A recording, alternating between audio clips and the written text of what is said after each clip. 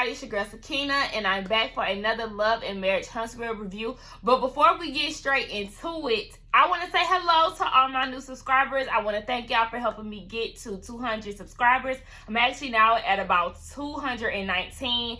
Keep it coming in. Come on, y'all. Come on. Virtual hugs. Virtual hugs. I do appreciate y'all for real, in all seriousness, for helping me build my channel, you know. Also, I did want to see if y'all were interested in me doing P-Valley. I know I am late, which is why I really didn't want to do it. I watch it and I love it. It's actually one of my favorites. I was thinking about doing it when 2 of my subscribers had actually asked for it, but with it being so late, I was like, damn, I don't want to, you know, do it mid-season. But the show is so damn good, and I know, you know, like I said, 2 people had asked before. So, y'all let me know down in the comments if y'all want me to review P-Valley. I could start where it is now and just give like a little brief description of what's been going on up until now. So yes, just let me know in the comments, and I'll, you know, determine whether or not, and like the video too, and I'll determine whether or not, you know, I should review it. But anyway, let's get into Huntsville Love and Marriage. So the episode opens where it left off last week, with Miss Melody walking into Black, the cigar lounge. And as soon as she walked in, baby, she got the shade in Marsau down. She was like, damn, y'all building this just as slow as y'all did with Scope, which is their contracting company. So I'm like, okay, you're being real shady, ma'am. I see you. So, you know, Marsau was like, you know, one thing I don't have is security to escort you out like you did my wife. And then that's when Mel was like, well, you know, that was actually a private event. Is this a private event? Is there a trespassing sign around here? I don't think so. So, you know, they getting straight into the drama. And he said that Mel started talking about things that don't need to be crossed, lines that don't need to be crossed. 1 is children, 2 is parents. You know, she brought up the fact that you said that there was a sex tape out about my mom, and Marsau was like, well, I didn't say I had the sex tape. I said someone. He was just saying, like, I never said that. So Mel was like, okay, don't play that word game with me. Let's not do that today. So then Marsau thought that Mel's whole reason for coming down was to apologize, and she was like, wait, no. Why would I apologize? Like, right, what would she be apologizing for? Like, that's a serious question. Like, I'm confused on that. So he was like, well, because Martell had threatened my life. Excuse me, sir. I'm gonna need you to stop saying he threatened your life. And he was like, you know, Martell is just so used to people not making moves on shit that he says. And Marsau was just like, basically, yeah, you making threats, I'm gonna file a police report. But it's just like, okay, yeah, it was not even that necessary. You are not threatened by Martell. If that was the case, I wouldn't be able to have a conversation down at the gym. So, or you wouldn't consider the thought of having your kid down at their birthday party or whatever. So it's just like, okay, Marsau, calm down. And then she was talking about how there was the tax information that was leaked.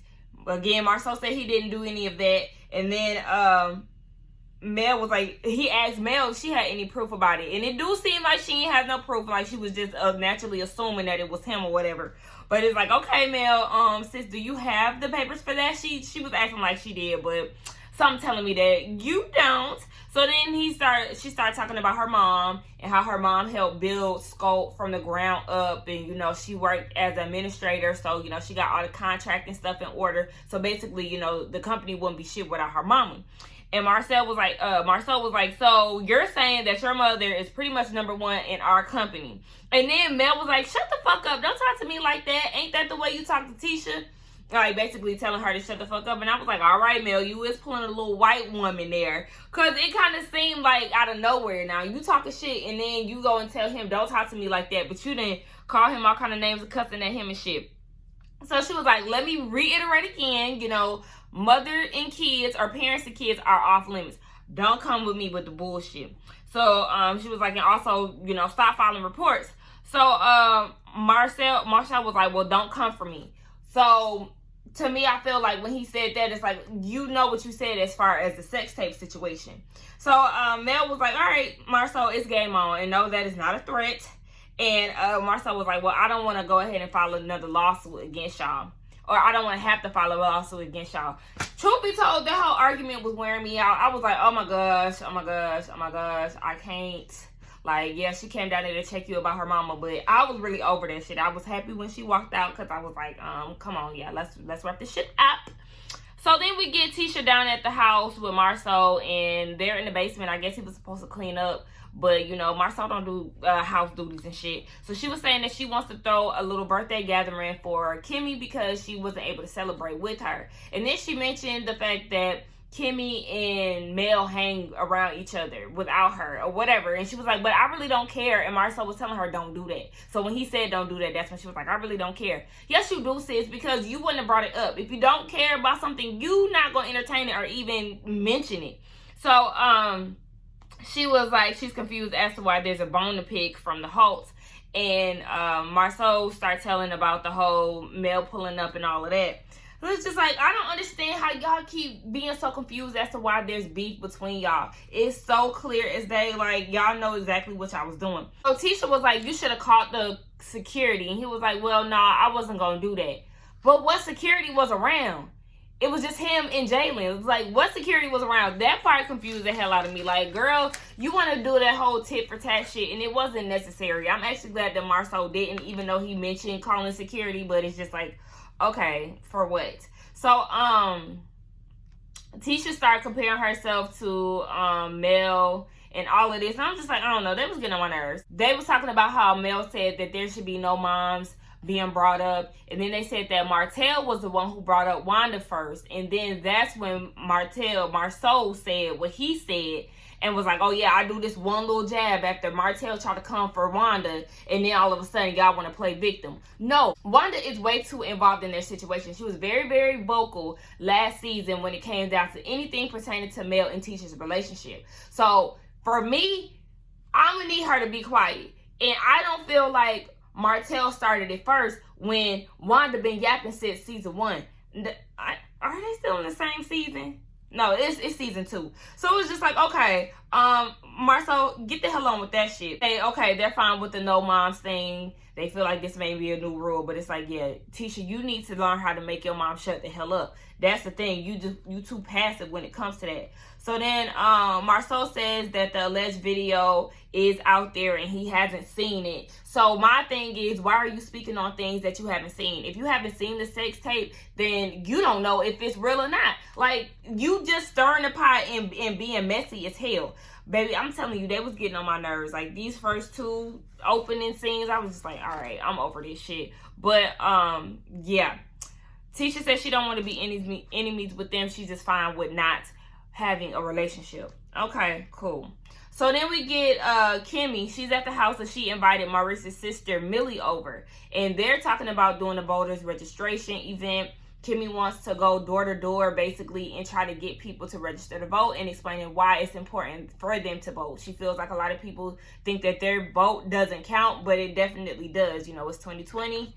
Anybody out there, y'all do need to vote. Speaking of, as y'all know, baby, we got a fool in office. So we need to go ahead and take care of that because, like I said, yeah, our voices do need to be heard and our vote does matter. Now, Mel is at the house and she's planning a birthday party for her daughter. She was saying that she wants to invite Tisha's daughter.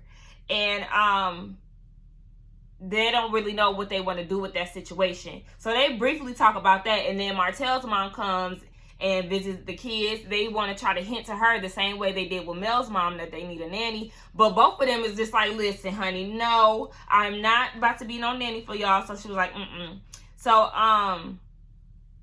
Martell was saying that he hasn't seen his dad.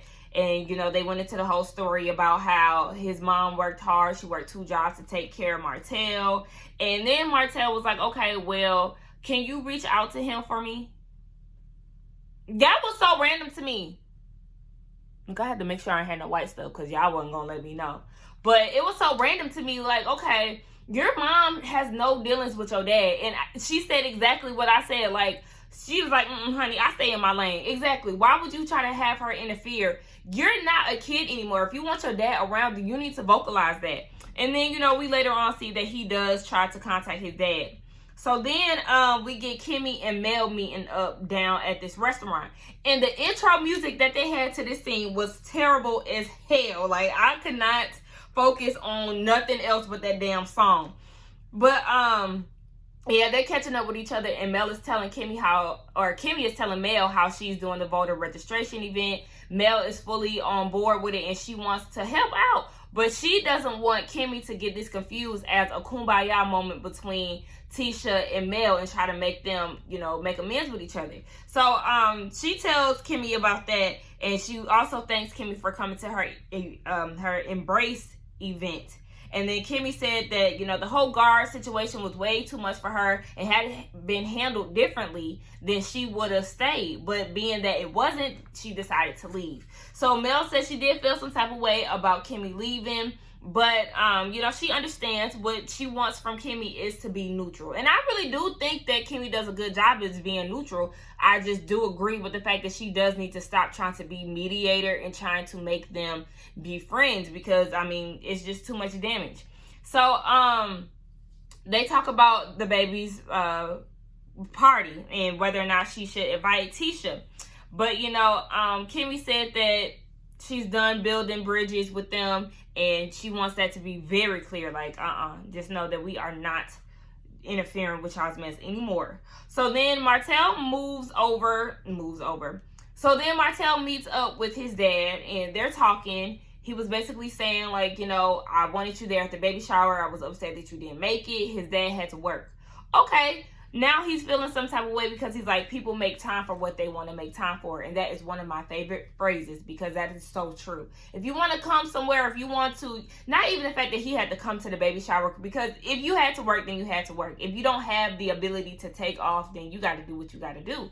But, you're not making time outside of that. And I think that is really the main problem. Had you been making yourself present any other time, I don't think Martell would have made such a big deal about him not coming to baby number 4's baby shower. So then, he did mention to his dad that he is going to therapy, and with therapy, it is showing that, there could be some questions as to how life could have been if his dad was present. So his dad was like, you know what? I agree that the absence can affect you somewhere down the line if it wasn't affecting you directly as a child. So I like the fact that his dad was open-minded to the fact that he is being brought up in therapy and he realizes that, his absence could have some type of effect on his son. But he said that the relationship that him and Martell had back in the day will never be the relationship that him and his kids have. He will do right by his grandchildren. And I want to believe that to be true. However, the fact that you was not there before this baby shower thing is what's making me feel like, okay, well, how many talks does he have to have with you for you to really get it and for you to be present and want to be involved with your grandkids?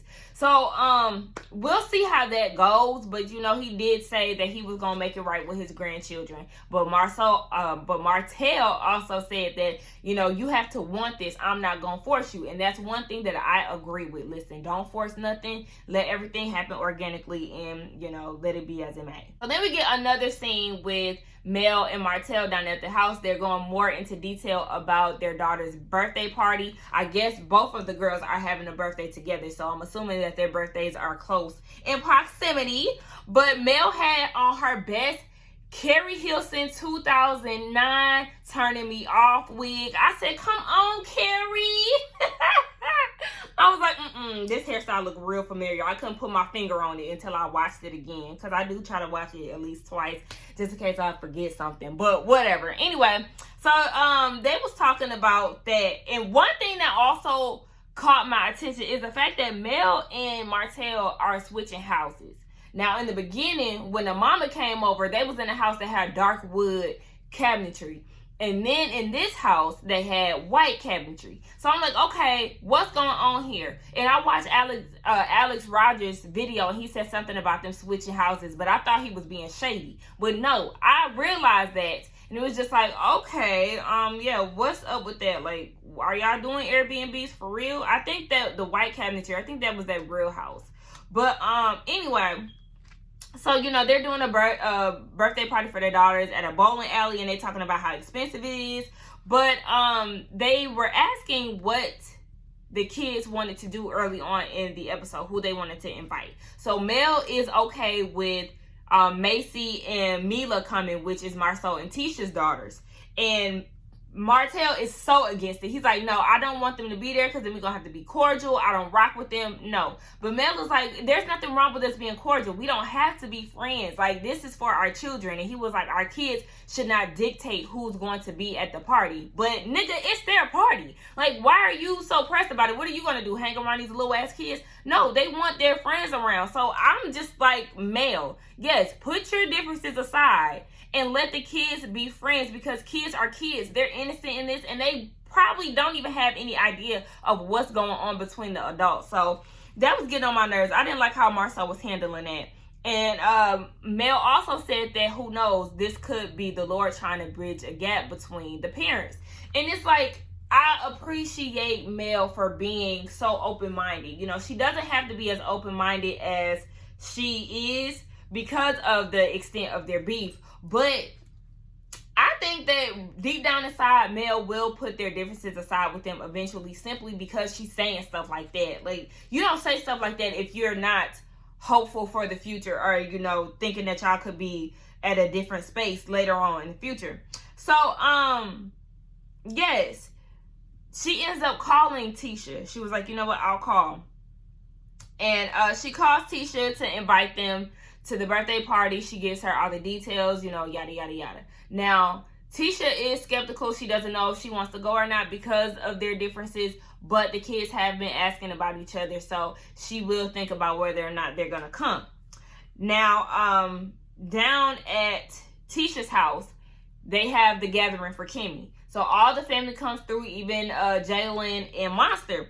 I think Tisha was trying to give Monster a hug, and it was like awkward, whatever. But Miss Wanda shows up too, and Marsau gonna call her the devil. I was like, Lord, honey, I know you don't like her, but you gotta have some type of filter. That is your wife's mother. You need to have some type of respect for her, even though she's a handful. But yeah, she shows up and she gets straight to it. She goes to Kimmi and was like, did Tisha tell you about the conversation that we had about you?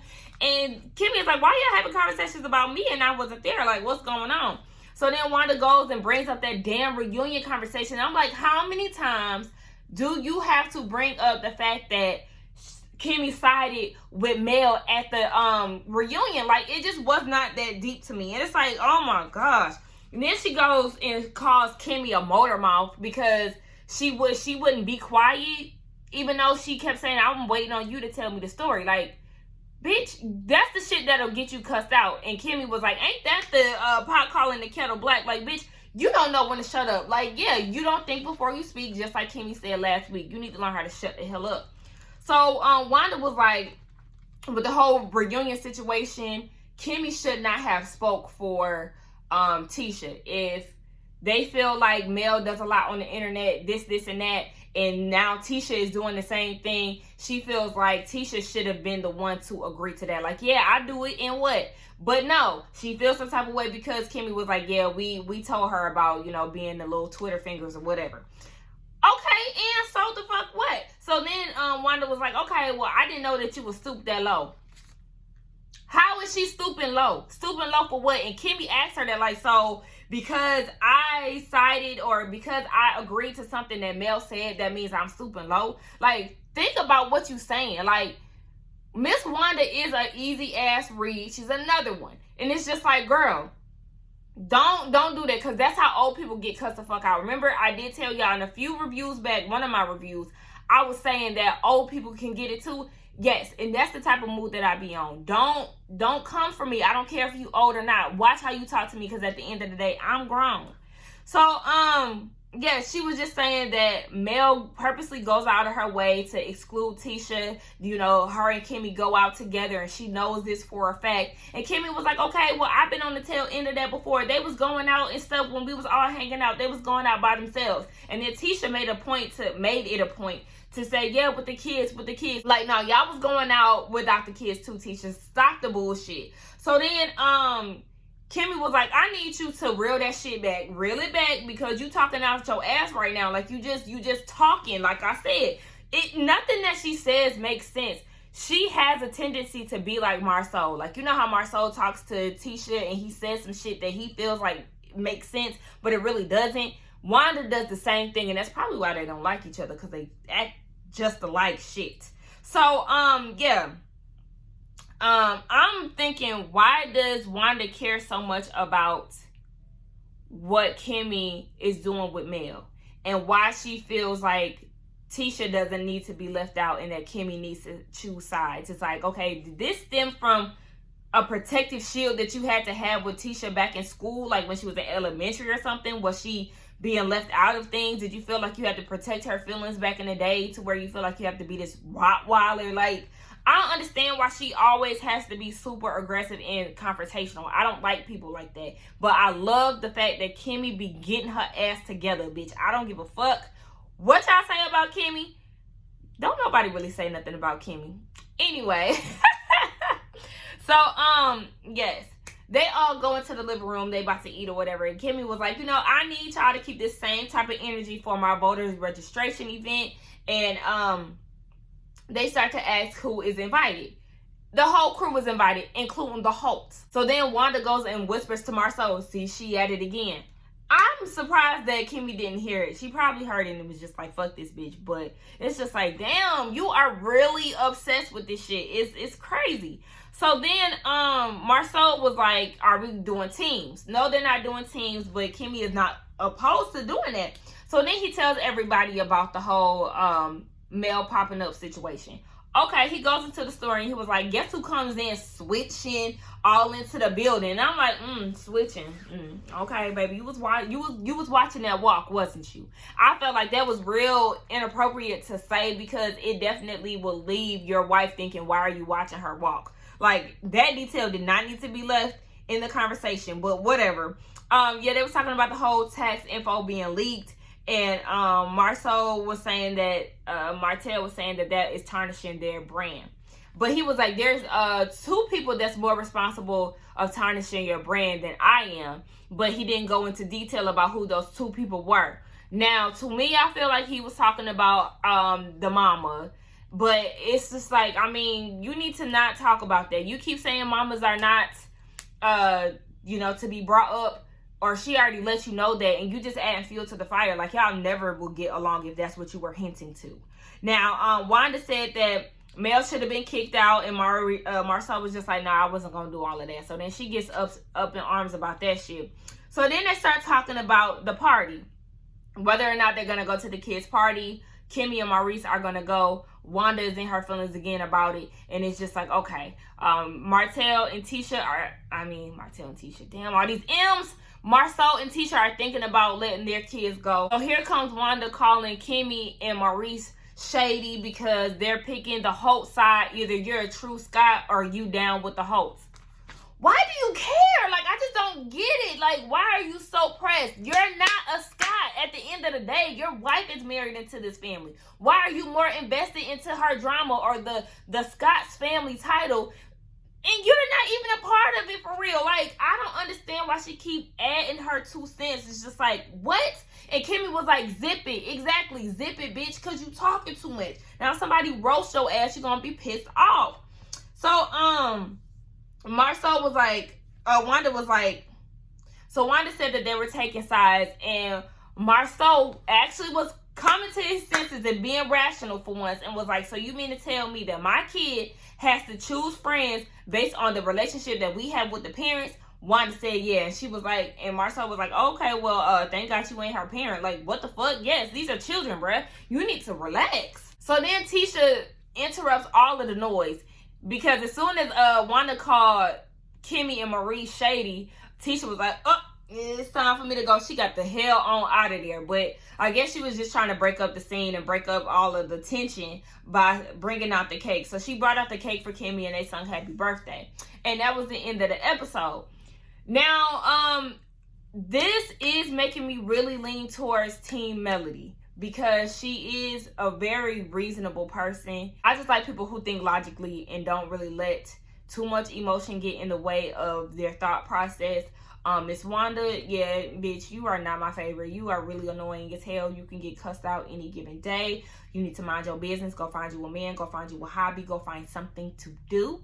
But yes, I think that the episode was pretty entertaining. Y'all let me know what y'all think. Again, don't forget to let me know whether or not y'all are interested in me giving a review for P-Valley down in the comments. Do not forget to like, comment, and subscribe to my channel, and I will see y'all in the next one. Bye.